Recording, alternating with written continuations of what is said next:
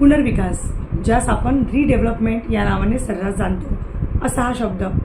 ज्या जागेवर पूर्वी आपली 2-4 मजली इमारत बांधली गेली, हा झाला त्यावेळेचा विकास. व त्याच जागेवर ती जुनी इमारत पाडून तिथे उंचच उंच म्हणजे 12, 15, 18, 20 अशा बहुमजल्यांची इमारत बांधली जाते.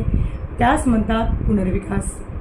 इमारतीचा विकास ते पुनर्विकास हा प्रवास 40 ते 50 वर्ष व त्यापेक्षा जास्तीचा सुद्धा असू शकतो. आज सर्वच ठिकाणी निर्माणाधीन इमारतींचे काम रखडल्याचे चित्र समोर येत आहे.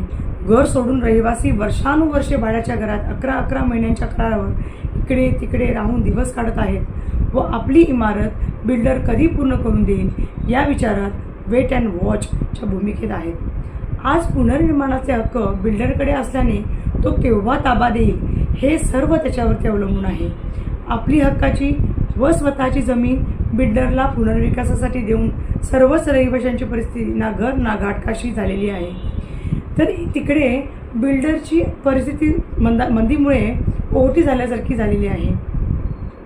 रिअल इस्टेटमध्ये चढ उतार हा नेहमीच असतो, पण फक्त त्यामुळेच हा पुनर्विकास रखडतो असे नाही, तर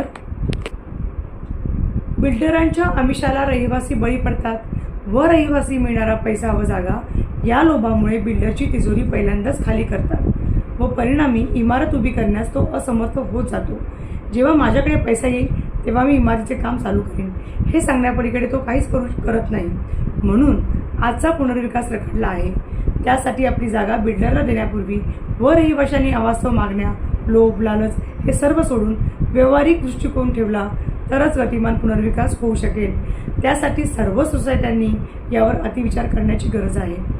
पुनर्विकास प्रकल्पात सोसायटी, बिल्डर, महानगरपालिका, आर्किटेक्ट, डिझायनर्स, कॉन्ट्रॅक्टर्स व कायदे कानून, अतितटी व नियमावली या सर्वांवर देखभाल करणारे सरकार यांची जशी आवश्यकता लागते तसेच मेन मनी मटेरियल या त्रिसूत्रीचीही जास्त आवश्यकता लागते.